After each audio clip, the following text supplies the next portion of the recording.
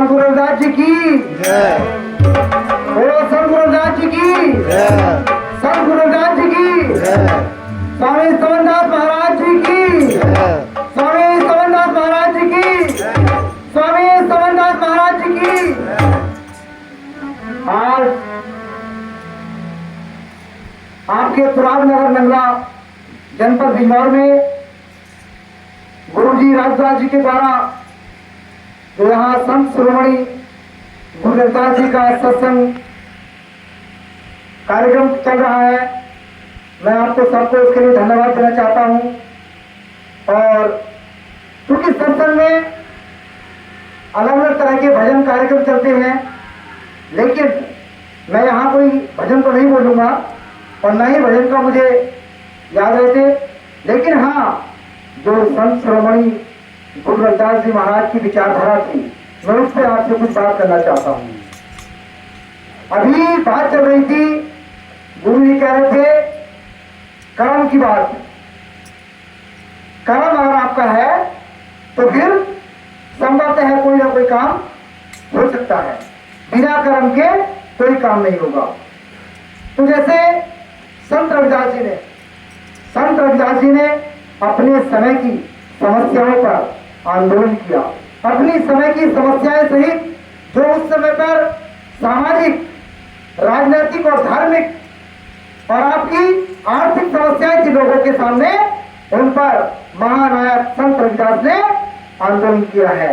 तो मैं बताना चाहूंगा आपको, यहाँ पर बैठी मेरी माता बहने, यहाँ पर बुजुर्ग, कि संत रविदास जी जब मध्यकाल में पैदा हुए उस समय यहाँ सिकंदर लोधी का शासनकाल था। सिकंदर लोधी के शासनकाल में संत रविदास जी ने दो तरह की लड़ाइयां लड़ी। क्या तरह की? दो तरह की लड़ाइयां लड़ी, और हमको स्पष्ट होनी चाहिए। पहली लड़ाई तो इस देश के अंदर, मनुवाद से लड़ी। मनुवाद मतलब ब्राह्मणवाद से, अर्थात तो यहाँ की सामाजिक और धार्मिक सड़ी गली व्यवस्था थी, उस सड़ी गली व्यवस्थाओं को मिटाने के लिए आंदोलन किया। और दूसरी लड़ाई यहाँ पर जो शासक था उस समय पर, कौन था? सिकंदर लोधी राजा था। उस राजा की गलत नीतियों के खिलाफ संत रविदास ने आंदोलन किया, भले ही जेल जाना पड़े। तो मैं आपको बताना चाहूंगा कि आज के समय में भले हमें जेल जाना पड़े, भले हमें सलाखों के पीछे रहना पड़े, जो हमारे हित में है, जो समाज के हित में है, जो जन जन के हित में है, हमें वो बोलना होगा, हमें वो करना होगा और खुलेआम कहना होगा। साथियों, आज मैं देख रहा हूँ कि पहले कभी सच बात को खुलेआम बोलते थे और झूठ बात को लोगों के कान में बताते थे, लेकिन आज ऐसा समय आ गया है इस भाजपा और आरएसएस की सरकार के अंदर कि झूठ बात खुलेआम बोली जा रही है और सच बात को कान में बोला जा रहा है। इतना बुरा समय आ गया आप लोगों के लिए। और मैं बता दूं, अभी अभी उत्तर प्रदेश सरकार ने ऐलान किया है, और ऐलान ये किया है कि आपके प्राइमरी स्कूल 27,000 स्कूल आपके बच्चों के लिए बंद किए जा रहे हैं। और सरकार कह रही है बंद नहीं कर रहे, तब्दील कर रहे हैं, मर्ज कर रहे हैं। तो मेरी बहनों, मेरे बुजुर्गों, एक समय था कि आपके महापुरुषों ने आपके बच्चों के लिए स्कूल खुलवाने के लिए, शिक्षा के द्वार खोलने के लिए आंदोलन किए, अपनी जान कुर्बान कर दी। और आज आपके स्कूल, आपके विद्यालय, आपके ज्ञान अर्जन के संस्थान बंद किए जा रहे हैं, लेकिन आपको कोई फर्क नहीं पड़ता। क्यों नहीं पड़ेगा कोई फर्क? क्योंकि अभी घर में आटा है, अभी घर में दाल चावल है। लेकिन जिस दिन सरकारी स्कूल बंद हो जाएंगे और केवल प्राइवेट स्कूल रहेंगे, उस दिन आपको एहसास होगा जब प्राइवेट स्कूल वाला कहेगा कि मैं तो 5,000 रुपए दूंगा, और आपके सामने कोई ऑप्शन नहीं, कोई दूसरा उपाय नहीं है, या तो 5,000 रुपए देकर के अपने को बच्चों को पढ़ाइए, और वरना तो बिना कानून बनाए आपकी शिक्षा आपसे दूर कर दी गई। दूसरा, अभी आपको देख रहे हैं, आपके बच्चों की पढ़ लिख करके नौकरी लग जाती थी, सरकारी नौकरी। पूरे देश के अंदर सभी चमारों ने अपने बच्चों को इसलिए पढ़ाया ताकि पढ़ लिख करके नौकरी मिल जाए, लेकिन नौकरी नहीं मिल रही। तो अब क्या हो रहा है? और गांव गांव घर घर लोग कह रहे हैं, बहनें हमारी औरतें कह रही है कि हम नौकरी तो मिलती नहीं, क्या करेंगे पढ़ा करके।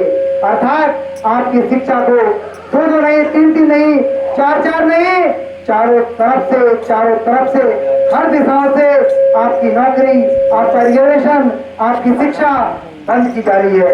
तो मैं बता देना चाहूंगा, ज्यादा तो नहीं बात करूंगा मैं, कि कल 19 तारीख है, कल को 19 तारीख है।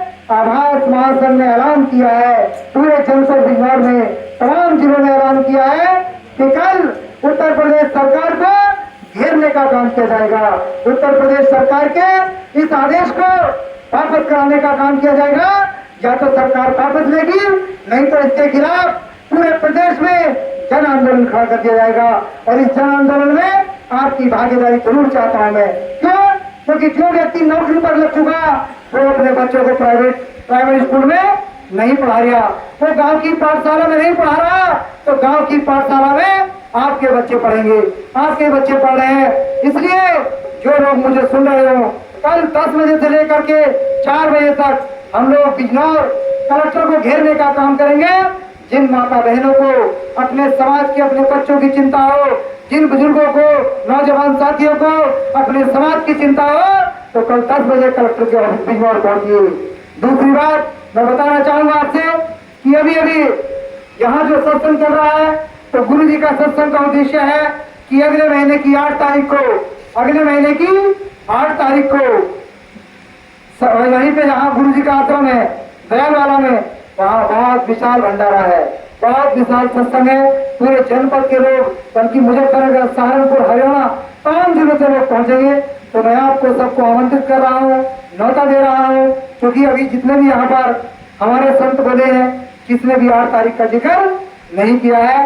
तो मैं आप सबसे बता देना चाहता हूँ कि 8 तारीख को दयालवाला आश्रम पर पहुंचिए और वहां पर सत्संग भंडारे का आनंद लीजिए। मैं अपनी बात को विराम दे रहा हूँ। जय भीम, सतनाम, सत साई।